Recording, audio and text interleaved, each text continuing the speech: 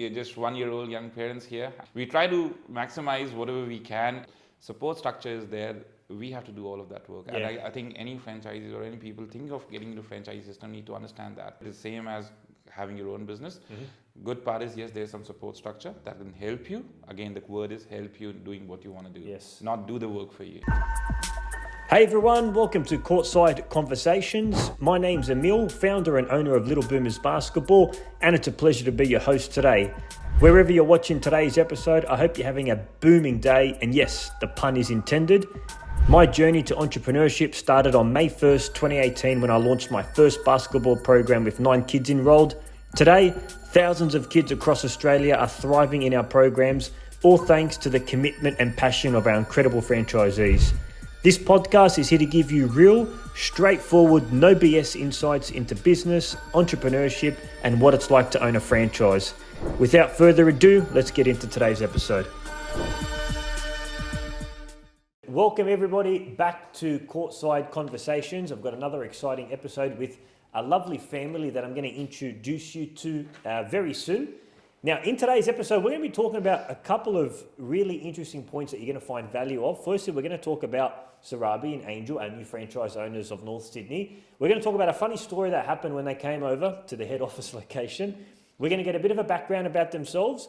We're going to talk about Saurabh's $1 million product expansion in his line of work, how they operate a family life and run a franchise at the same time, because as you can imagine, juggling both is pretty hectic. We're going to talk about what their first thoughts are when they saw this opportunity, keeping in mind they purchased an existing franchise. It wasn't a new area, it was an existing franchise. What they liked about how the North Sydney operation was run, how they're going to use their business skills, because Saurabh comes from an extensive business background, to expand the North Sydney area. And finally, they're going to give us a couple of tips about how, if you're a family coming into a franchise, how you can juggle the both. Saurabh and Angel, welcome to Courtside Conversation. It is great to be here with you guys on this conversation. Thanks for having us here. Awesome. We welcome you guys on. Now, I want to start by saying this funny story that happened, and I'll probably never forget this story until I die. So Saurabh and Angel came to the office to do their 3-day test before you invest, where we meet them and we tell them what's happening next. Now, usually you would think most of the times in this situation, me, the franchisor, would be presenting to them a presentation. This is what the business is. That's what you would think normally would happen. Instead, Saurabh had his laptop. He had a presentation about why they believe they are the right fit for North Sydney. It was about maybe 10 slides, nothing too intense, but it was about who they are, why they feel like, and I was blown away because that type of preparation, I mean, I'm big on planning and preparing for everything in life. That type of preparation shows me that they're going to be really great franchisees in the future when they're managing their classes, managing their families. It's just those little 1%ers. A little bit of a funny story to share. But give us a bit of a background about yourself, Saurabh. So, I'll start with that instance, right? So it comes with the kind of experience and background that we come from. And when we were going for this, I understood that there will be a presentation, but I really didn't want to just sit there and talk about our stories. It's like, all right, this is how we thought about it. This is who we were. And I thought, let's put some pictures out there. Let's put a story. And that's what we came back with. And we thought that'll be a good to start. And I said it to him then and there. I said to Mary, because Mary was in there with me, I was like, see, that level of one, most people would have come in there, yep, what are we doing here? Like, okay, 3-day test before you invest. No preparation, no nothing. Yeah. I think the fact that you came, I think you said to midnight, you were there that night before to midnight. Was it midnight or 1 a.m.? Yeah, around 2 a.m.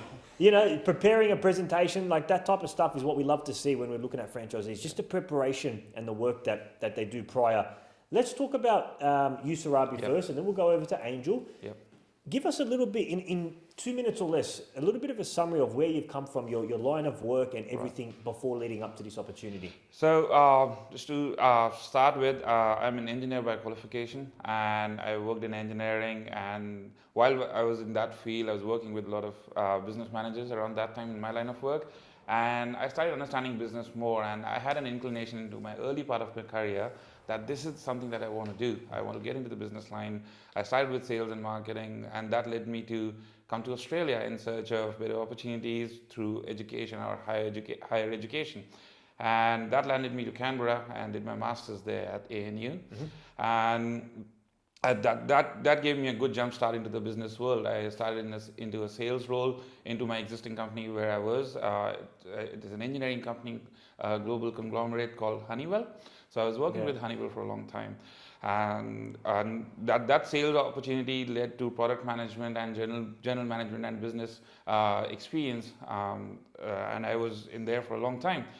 And during that journey, the part that I was enjoying was meeting with people, meeting with customers, and not actually selling a product to them, but actually solving their problems. Yes. And while solving the problems, I was able to sell something. Yes. And that was actually good, and that is the part that I was enjoying. So during that tenure of sales and product management and business management is one of my highlight. Is a great highlight of my career or my whole life that I've been doing this. And during that phase, I got an opportunity to start a new product line here. So I was part of a team who we had existing product lines, existing products that we were managing here for the country in the Pacific region. And there, in one of the it was just chance actually, where we were sitting with a general manager and we were thinking, okay, what to do next? There is a new product line coming in. Can we do this here or not? And we sensed an opportunity as a group, as an organization, that this would be something good for the area. And that is when I raised my hand that yes, I can do that, and I want to do that. We're going to go back to that. We're going to talk about that product line that I believe you took from $0 to $1 million. I want to touch base on something you said before. You said that what you enjoyed most was solving a problem. Yes. And I think that is a really important point. In sales, sales has now got a bit of a bad reputation. It's sleazy, it's forceful, it's that's the type of reputation that we have. How I think people should view sales is if somebody has a problem and you have a solution, offering a solution to their problem is a much better approach than for example, take for example us, right? Yeah. We're offering a solution to kids being inactive. They're not, they're stuck on their devices. Maybe they're not confident in themselves. Maybe the parent wants to improve their social skills through a team sports. Rather than saying, sign up for our program for $195. Okay, my child wants to learn basketball. They want to have friends. They want to, feel like they're part of a team. Okay, well, we have this program here for 6 8. I think that's a really important point when it comes to sales. Figuring out what problem you're solving for. Now, we're going to come back to that product line in a bit. I want to shift it over to Angel, who we've excluded from this conversation so far. Angel, give us a little bit of a background about yourself and how you and Saurabh met. A little bit of a spill there. And just give us a background to the audience that doesn't know you. Funny story. I've known him since we were kids, because our fathers, they worked together. But funny story, when I met him after a long time, we were adults, he was working, he was in sales, and one of my first thoughts, I told him, I said, you're a salesman. That's why you were laughing before. That's how she started. About me, I started my career as a financial consultant with an investment bank. And then a couple of years down the line, I moved towards marketing. And in Australia, that's what I've been doing for the past so many years now. I think one of the things that I enjoy about marketing is it's in real time. You're solving, like you mentioned, you're solving pain points, you're solving people problems. You are studying user journeys and just trying to get people down the funnel. So that's something that I've really enjoyed. I'm really passionate about that in my job. Yeah. That's incredible. So we've got someone here with business and sales experience, and we've got someone here with the marketing that understands the user journey. You combine those two, that's a recipe for a very strong franchise. So Rabi, let's go back to this product line. When I asked you at your office, I asked you what's one of your biggest achievements in your life, either business or personal, and you said one of the biggest achievement was getting this product line that was at $0 to $1 million in revenue, right? And you were the head of the team, I believe. Right. Talk to us about that experience. I mean, you don't have to go into detail into that experience, but what it taught you the most, the biggest kind of lesson that you learned from this experience, or the biggest takeaway you learned leading a team from $0 to $1 million in a product line. So having the right team is a great recipe for that. But more importantly was the common aim that we shared of what we are trying to do. We're not trying to. We didn't think of getting $1 million, or we didn't think of making a multi-million-dollar product. We thought that, all right, we have an existing product, we are doing something out in the market, but the customers kept on telling us that, hey, this piece is missing. Yes. We are not able to do this better. And when we used to do this customer feedbacks, or what we call in our business line is voice of customer. Yes. So we used to do a lot of voice of customer and understanding with different kind of stakeholders, different kind of customers. How is everything happening? What do you want? If you had a magic wand, what would you like to change? So these are the kind of things we used to do with them. And during that conversations over a period of time, we found a pattern that what is missing. Luckily, we had a strong company which was already invested into these kind of R&D initiatives and new product development initiatives, and they were doing something. They did that globally, and we knew that that product, in some sense, would fit here. And the corporate, being corporate, they said, okay, here's a product, go and launch, and you would want to do this. And I said, all right, I'll lead this, but this is not how it will happen. Yes, you have a product, it can do something, but it will not solve my customer's problem. If you want, you'll want to listen to customers first, see if you can tailor it, then go ahead. So again, got back to drawing boards. This is what everyone is saying they want. This is the kind of product that we have. So a gap. Here's a gap. Let's listen to the customers. This is the problem. Let's try to solve their problem. And globally, they launched in 1 month. We took 7 months to do that. 7 months, I was just in the drawing board and in front of customers trying to feed back to the team that this is what is required. So I was the mouth and earpiece from the customers or from a market that, hey, this is the problem that we have that can solve, that we are looking to solve. And I, being the lead of the team, I kept on taking those points and trying to chisel it down to what exactly is required. We didn't make it 100% ready product still. I mean, it's like what they call perfection is the enemy of progress. We didn't want to be a perfect product as well. So we took 7 months to study all of that and ensured we have somewhat right or somewhat solving people problems there and have some sort of a market fit. Once we were able to achieve that, then we got forward. And it took us very little time to actually get to 1, from 0 to 1. Just because we were listening, and we were actually listening with an intent to solve it. That is what really helped us ahead. So that's really interesting. There's a saying in business that says, go slow to go fast. Go slow to go fast. Go slow to go fast. In your instance, it sounds like the first 7 months was feedback, right? With on the outset, if revenue wasn't growing, that could be seen as we're not making progress because you said that it exploded after 7 months. This is really important because I think in business, in any line of business, whether it's a franchise or a normal business, you got to be in tune with your customer, right? We all want to do a new product line. We want to do this. We want to add that, but we want to add what we think is going to work. What we think is going to work versus what the customer actually wants and what their pain points could be two stratospheric different things. Absolutely. And I think the fact that you continuously for 7 months go back to the customers. No, they don't like this, but they like this. Okay, cool. Feedback. No, they don't like this. No, they really like this. Keep doing this. That's a whole process. And I think any franchise or any business, if they want to improve their customers or their product or their service in any line of work, speak to the customer, find out their pain points, find out what they like, find out what they don't like, fix what they don't like, and keep doing what they like. And it sounds like after 7 months, when you got all that feedback, things just exploded to 1 mil. And customers understand that, right? So they also understand if you're listening to them, they understand and they have the expectations right. It's not that we'll say something and this is what will happen. If it is going in that direction, customers are simple creatures. They don't want best of everything. They want something that will help them keep going. And that is what we kept on doing. And in all fairness, it was just not me doing alone. So I had a very strong leadership here who was actually invested in that idea that yes, this is the right approach to take. And what we're doing is, it might not lead results. We didn't know at that time, but at least we're trying to be with the customer. And as I said, customers are very simple creatures. You get a good experience for them, even if it is at the first instance, it doesn't solve the problem. The experience is good. They value that you're working with them to take the next step.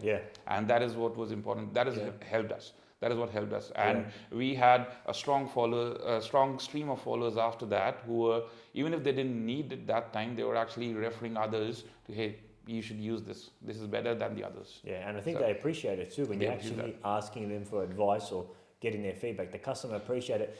Not always, in my opinion, not always the customer's feedback is going to be correct. Absolutely. You know? You might get 1, 2, 3 outliers. I don't like this, but everyone Absolutely. else likes that. Yeah. But I think you're looking for trends. Exactly. If you get more than 20, 30% of customers saying, we want this in our feature, then Yeah. you can say, okay, this is a common trend in the feedback. Yes. We got to start addressing that. If 1 or 2 people, you're always going to get those types of feedback. Yeah. We don't like this. Doesn't necessarily mean you take it on board. You're looking for those commonalities or those trends. That's what we were doing there. Let's talk about your family life, right? Because I think what you do very well, Saurabh and Angel, is you operate a really organised and well-structured family life. Now, 80% of our franchisees are young families like yourself with 1, 2 children at a young age. Right. I think it's so important to have a successful franchise. You need to have a very structured family life because if you don't, one or the other will suffer. Either your family life will suffer because you're dedicated so much to the business, or your franchise will suffer because you're so focused on the family and not putting the time into the business.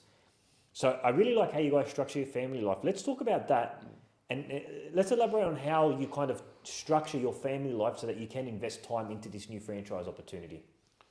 On that part, I'll say that with our professional lives going the way it was going, and then also we were able to find good amount of time for each other. When the time came to expand the family life, we were mentally ready that, hey, what are we getting into?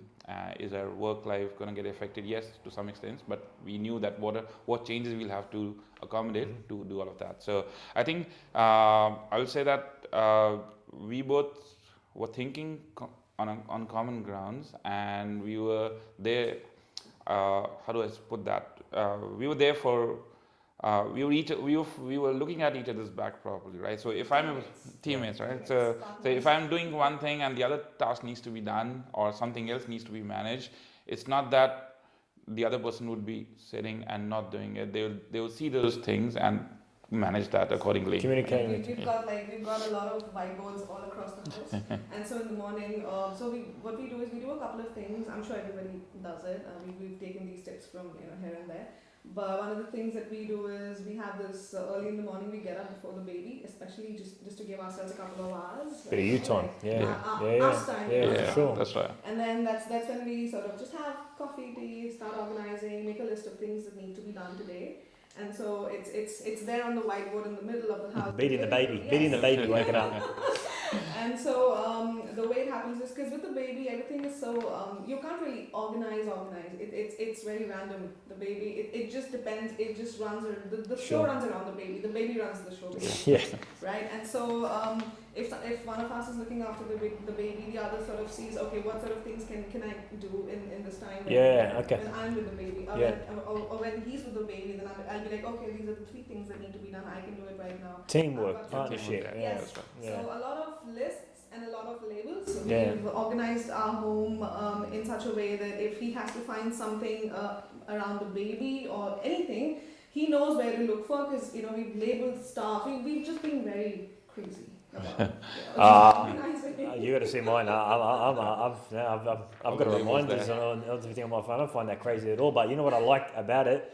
How you wake up and you beat the baby and you plan the day. Plan the day there. Yeah. You know, hey, I've got the kids. Okay, now that you've got the kids, I can do this. And I think that planning and organisation is paramount. I mean, for me, I've got a principle like I don't end the day without the next day being planned. Yeah. I always follow that. I plan the week ahead, I plan the right. month ahead, and then you get so crazy, you plan the year ahead. I've got things booked in for next year. Right, okay, and then you do 10 awesome. years, but that's really lunatic. 10 years. I think with the planning, right? So it's not about your own plan and your own day. It's about the others' plan and day as 100%. well. So it's about communicating that, hey, I really need to do this today, and maybe we need to shift left a few things left and right. And the same thing with her as well. I have 3 things to manage. Yeah. This is where I would need you to do this, then this, and there we go. Yeah. And we try to solve it. It's not that it's 100% every day and it falls over for the next day, but we try to prioritize, we try to manage. Yes, things goes, and again, it's not, we're still learning on the go. We are just 1-year-old young parents here, and we try to maximize whatever we can. And if for some reason, and not some reason, for a lot of reasons, we can't do something, we try not to fret over it. Yeah. Right? We try to say, okay, we couldn't do it, but we were able to do this, and this Yeah. for the day. Yeah. Let's look at the next day and what we can do. What you can next. do, Yeah. yeah. That's a good point. Yeah. Hey guys, I hope you're enjoying today's episode. Just two quick things. If you're finding value from today's episode, if you can subscribe to our channel and share it to a friend, that would mean the world to me. I'm trying to make what is a very confusing space like franchising easy to understand so people don't make the wrong decisions later on in their life. And if you know anybody that might want to become a Little Boomers basketball franchisee, they love working with kids, they love sports and basketball, and they want to make a difference to their community, there's some links below that you can share with them. Enjoy the rest of today's episode. Let's talk about before you inquired via a broker about this opportunity. You were obviously looking for something. Yep. What were you looking for? Before you inquired about this franchise, what opportunity were you looking for, Andrew? I might ask you this question. So there are a couple of things going on. We've undergone a major shift in terms of a new baby, so just juggling work life, and then we sort of knew, you've got your career. It's a typical 9 to 5, and you're thinking, okay. What more can we do? How can we make this better? How can we make time for the baby, but also for ourselves and not just burn out? So that was in the back of my mind. But Saurabh was the one who was actively looking out for opportunities, and I let him talk about it. But I think when we came across this one, it sort of matched two of our criteria. One was that he was very passionate about sports from the very beginning. Yeah. And it also made business sense when we came across it. So those were sort of the two first things. That's interesting. So the idea kind of came from a discussion where we both work 9 to 5, we're doing very well. Kind of what else can we do to improve our wealth, improve our net worth, and build something that's kind of our own? Because you mentioned 9 to 5. Yep. Because you both work extensively in 9 to 5. It came from the idea of what else can we do? Yes. That's our own. Yeah. Okay. Yeah, that's how it started, and we both wanted to do something around sports, and we both play when we get time. And when we were looking out what all options are there, the idea started around a year ago, and then the baby happened, and then it became a bit stronger. The baby happened, and then the idea was even stronger that, hey, we really want to do that, because I was on, blame it on the paternity break, right? I was on that break around that time. It's a big break. That was a big break, and I'm like, I don't want to. I want to go back to work, but I also want to spend time with the baby. And business is always there in the mind that, hey, we want to do something, but we didn't know how to do and where to look into. And one thing we knew for sure was, again, as you mentioned in the beginning, I come from a business background. She comes from a marketing background. And it's not a few years experience, it's a lot. If we combine both of us, it's about 20 years of experience amongst two of us. So how well we can capitalize that and do something outside. So while we were looking at opportunities, I looked at some sports opportunities, and even had some ideas on my head of what else I can do on my own just to start from scratch. But that idea was just a nascent idea, but by the time I started looking into it, I came across Little Boomers, and the moment I typed basketball, I just typed basketball, and it was Little Boomers. I didn't even say kids basketball or adults basketball. I just said basketball, and Little Boomers everywhere for the first time. I was like, all right, this actually is something. Let's look a bit more. Okay. And that's how the whole thing started. What a journey. So let's fast track it. I think you had a broker, or you went through a broker, and you found out about this North Sydney franchise that's run by Chris and Rebecca. Yep. Now, what did you? So you obviously came into North Sydney. There would have been a time when you first visited how they operate their North Sydney franchise. My question to you is, what appealed to you about how they operate their Little Boomers franchise? Angel, I might ask you this question. Actually, what stands out is the time that we visited you during our discovery, the 3 days orientation. So if you don't mind, can I talk about that? Yeah, the test before you invest. So that was my actual first sort of experience on the court, seeing everything happening with my own eyes. And I think some things that stood out for me were, firstly, Mary. She's so lovely. Shout out to Mary. Yes, absolutely. She was an absolute gun. I saw. So one of the things when you're thinking about a business is the connect with your customers, with the people, right? And she was on the ground. She was talking to everybody with a very warm smile. Yes. She had a kind word here and there for everybody. I saw her actively going out, saying hi, saying hello Yeah, to the kids. she saying does hello that to the very well. parents. Yes, Yeah. and that sort of it gave me a good feeling. I saw interactions going on. Saw the human touch to it, Mhm. and then on the court itself, I saw the kids. They looked happy. Yeah. And it's not easy. Yeah. Making kids happy. Absolutely. The kind of energy that was on the court, the coaches were awesome. Shout out to Jared. Gee, He was amazing. I think the kids loved him. yeah. And so just all of those things, you sort of leave with a very positive vibe. And I remember the first time I was there, and we left after a couple of hours. I left with a very positive feeling. Yeah. Yeah. And till that time, I was a little scared because I'd been a worker bee throughout my whole life. We both have been worker bees, right? No experience of business as such. But then when we actually saw things on the ground, I left with a very positive feeling. I said, okay, this is something that we can think about. We should think about. Yeah, and you know what? That's interesting. For those that don't know, by the way, what Angel was talking about is a 3-day test before you invest. Every franchisee, before they become a franchisee, we get them to do a 3-day fully immersive experience. It's actually quite exhausting. It's 5 hours on the court to really get a feel for the work that we do and to shadow Mary as well. Because in my opinion, when you finish one of those tests before you invest days, you leave with something.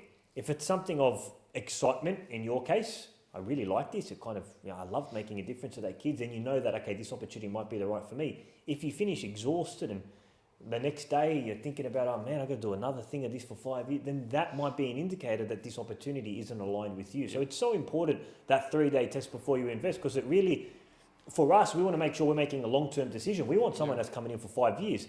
Yep. You can't find that if you're going to do something for 5 years by doing a phone call, meeting the owner you've got to be in the trenches, doing the work that Mary does, doing the work that the coaches does. So that's really interesting. Now then, you visited North Sydney. You were complimenting them off camera about the operation. So Rob, talk about how they ran their franchise that appealed you to say, okay, I feel like I'm buying a really good business here. Yeah, so it was again how Beck was running the ship there, right? So there was a history of your processes, and there's also the way they were running with those processes, right? So they were actually implementing all of that, and they were able to manage everything. The coaches seemed very happy and content, and it was just not about how she mentioned about Mary talking to the parents and the kids. She was doing the similar stuff. It was also about Mary keeping an eye on the coaches and on the court that, hey, is everything happening there? There's any intervention required on the court with the coaches? And I saw on a few occasions where she actually told, I think it was Gerald, one of the coaches, that, hey, that particular kid needs a bit more attention. Those are the 1%ers, aren't they? Yeah, the 1%ers. Yeah, that's right. And it was, she was able to look from outside what helped or what changes need to be done on the court inside, right? So that, and same thing I saw when Beck was there on court.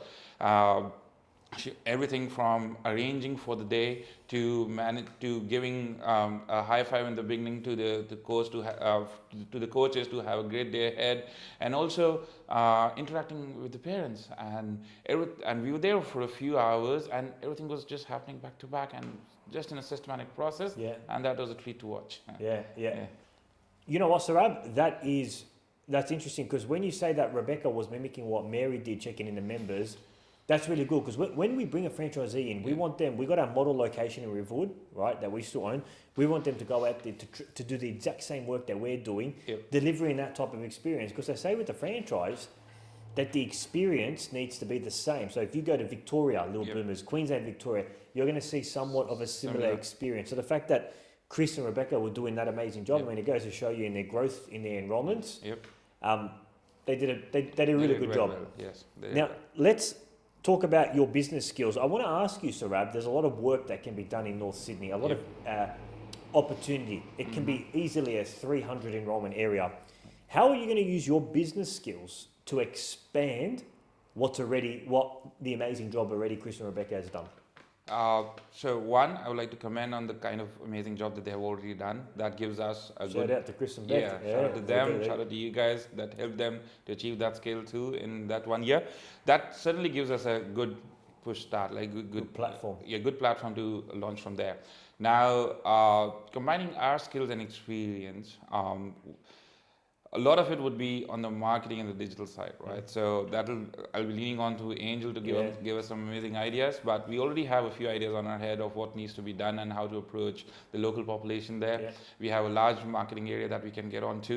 There are a few shopping centers that we can already target, a lot of schools and daycares we did have a discussion with Rebecca on this, and that gave us a lot of ideas on our head. So coming back to my business skills, so I'll go back to sales one-on-one, right? Start one-on-one. Sales one-on-one there. Start door knocking to wherever I can onto those prospects and leads that I have.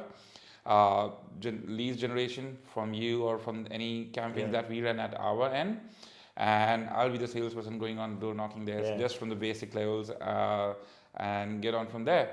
And while I'm doing that, I want to ensure the operations run smooth and the way, at least, if not better, at least the same levels that they are today. So that is even more important for me instead of just scaling up straight up. So to maintain the same operation levels and customer experience levels is what I'll be aiming at the first thing. And with that, in parallel, start scaling up ahead with the few ideas that we have in our head. And you know what? When we did our franchise recruitment process, we go through a whole journey to make sure that we're selecting the right franchisee and to make sure that the opportunity is the right fit for you. One of the things that appealed most about Mary and I was, firstly, that $1 million product expansion. Not because it's $1 million, but it shows us that you can take something from here and take it to the next level. Right. That grit, that hard work. And you just mentioned it there, that you're not afraid to do the door knocking, the sales 101, whatever it is. And I think a lot of people, when they come into a franchise, Saurabh and Angel, there's a bit of a misconception where they think because it's a franchise, we don't have to do any hard work. We don't have, head office is going to take care of everything. We don't have to do much hard work. And a lot of people have that idea. And we educate people that it's just as hard as running your own business, you know? The grind and everything you need to do, whether it's an independent business, your own one, you know, Saurabhi's Little Ballers, whatever you want to call it, or whether it's a franchise, the work to market your business locally and to get the word out, it's the same thing. The advantage that you guys have is you've got a brand back behind you, you've got established systems, you've got a support network to help you, but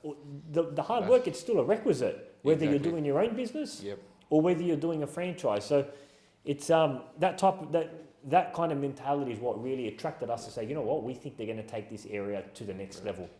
Let's finish with this. Yes, Angel. Just on that, the fact that you guys have created such an outstanding system of processes, SOPs, it'll be a shame if we don't take that seriously. Build on it. I mean, that's how it motivates us in itself. And this is the kind of support structure that's in place, and you've got answers to literally almost everything we could dream of. So I mean, why wouldn't we? And as you mentioned, right, these are all system and processes. There's a complete support structure. The word support is there. So support structure is there. We have to do all of that work. And I think any franchises or any people thinking of getting into franchise system need to understand that. It is same as, if not more difficult, it is same as having your own business. Good part is, yes, there's some support structure that can help you. Again, the word is help you in doing what you want to do. Not do the work for you. And I speak about that on my channel all the time, by the way. I really appreciate that, Angel.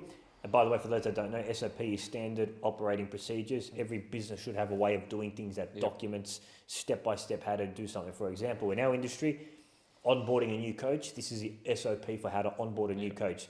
They've got to get their work with children's check. They have to complete the level 1 coaching accreditation course. So for those that don't know, that's what an SOP is. But 100% agree with you, Saurabh.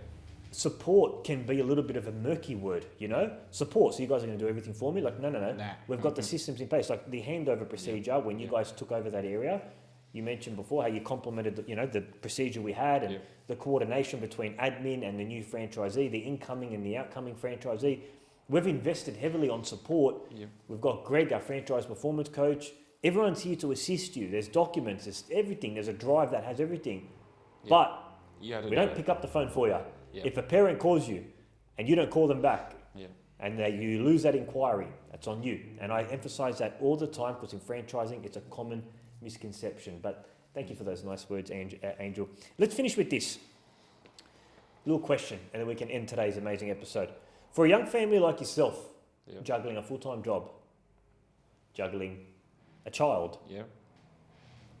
and a franchise already, your cup is overflowing to the floor. I mean, I've got a partner, Kimberly, and I've got no kids, and I'm already over. Like, I've got to imagine with kids and all that type of stuff.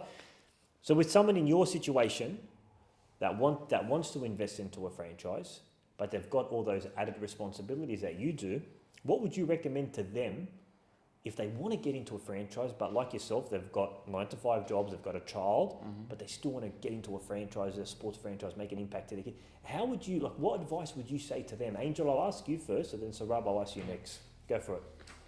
I would probably say just do it. Mm-hmm. I mean, and I can say that because I have such an amazing partner who I know is going to shoulder all of everything 50-50 together. Yeah. But what I've learned from him, because he's the risk taker, and what I've learned from him is just get into it and do it, and then handle things as they come in. Because a lot of the times we've built out a lot of these fears in our heads, and 90% of them don't even come true. Yeah. It's just in the head. So you won't Fear, false events appearing real. F-E-A-R. I love that. False I love that. events appearing real. Appearing real, that's right. Absolutely. So, Yeah. so this is something that I personally learned from him, Mhm. and he's one of the most passionate people I've met. Yeah. Is that just get into it, get your hands dirty. And do it as a team. You Do it mentioned as a do it as a team. Yes. Have you both on? This is my responsibility. That's This is yeah. your responsibility. This is what we're going to get And to. that's very important there. Yeah. That's super important. Done? I'm Yeah. done. So, right? Yes, I think just to add on to what Angel just said, right? Do your own research well and research very well. Research strongly. What does that mean, research part? Everyone says do a research. Can you be specific about what that means? Does that mean speaking to franchisees? What does that Yeah. mean? So in that scenario, so first getting your intent right. Why do you want to do it? If you can actually do it. And Thank goodness. Know your goal first. That's know your exactly goal what first, I say. Yeah. Right? Know your goal first. Yeah. Yes, you want to get into business. You want to start afresh. You want to get into franchising. If franchising, whichever franchise systems that you have shortlisted, understand their business models a bit and how are they operating. If possible, go and visit one of their centers Yes. beforehand and see how does it look like, and have those discovery sessions. And when you're researching, if you're research to jot on 3 or 4 franchises that you want to be part of, and then you go into looking at those centers, how are they operating. It could be anything, a pizza shop or a basketball center Yeah. or anything. Just look at how those things are operating. And during that time, key thing that have those check boxes in your head that, okay, is it checking my boxes? Yeah. Is this what I want? Do you see yourself doing that full time? Because the goal would be that, not just as a side hustle, but to scale it up and replace the whole system there. So, and during that research, have some business angle as well, that if everything is stacking up numbers wise, everything is from an intent or a goal perspective to a financial perspective, is things making sense? Yeah. Are those dots getting connected? And if things are somewhat lining up, take that leap of faith and delve on a bit deeper with that, like what we did with you, right? We understood how you operate. We understood with Beck that, okay, what all the things are there at the back end. Okay, I see the front end. What are you doing at the back for making that front end happen? So, and that will give you more confidence. And again, even after that, you'd probably be not sure, but you'll be a little bit more confident that yes, this is what you can do, and just get into it. You know what? There's 2 really, really good points that I want to bring up on what you just said, and then we'll finalise today's episode. The first one, when you're trying to find that right franchise, you mentioned intent. That couldn't be more true. Yeah. I can't tell you how many people I'll be speaking to, and their first question or so what's the profit margins? When do I make the return on investment? What's the profitability like? Can I have a P&L statement? Can I have a projection? They're asking the wrong question. The number one question you should be asking is what business is aligned with the work that you want to do. That's right. In your instance, you love sports. That's right. It made sense to you. You said, I don't care what franchise it is, as long as it's something to do with sports. And you need to ask yourself this first before, in my opinion, the unit economics and the business. Because what if the numbers make sense, right? Yep. What if the numbers make sense, but it's not aligned with what you want to do. Yep. That's awesome. You're making all this money, but guess what? You'll sell it in a year. That's Ah, right. I'm tired of this work. I don't like it anymore. Yeah. It doesn't make sense to look at the unit economics first Yep. and then figure out, okay, now what am I going to do? Instead, intent. What are my passion? What do I like? Yep. What business am I looking in? What industry? Is it pizza? Is it sports? Yep. Childcare centre? Yep. Okay, now let's make sure the unit economics add up, because Absolutely. obviously it's got to be feasible, right? Yep. And I think that's the biggest takeaway. Don't get them switched Don't get up switched and up. mixed up. Always get your Yeah. intent right. I'm always a big believer on knowing what you want, because half the world don't know what they want. Know what you want, get crystal clear on what you want, then find the opportunity. Absolutely. Okay, guys, that brings us to the end of our episode today. I want to firstly say thank you for jumping in and donating your time today. We hope that the audience found some useful insights Absolutely. into your journey towards the Little Boomers franchise. And secondly, me, Greg, everybody in Little Boomers, we wish you the best success as you take over the North Sydney area. Absolutely. They will be taking over. They've already taken over in term 2, and their official first term will be in term 3. Yes. We wish you all the best, guys. Hopefully in Thank the you. future we'll be looking back at this video and we'll be seeing the amazing job that you guys did. So Ah. with that being said, Angel, thank you. Thanks, Saurabh, man. Thanks a lot. all the best, and we are done.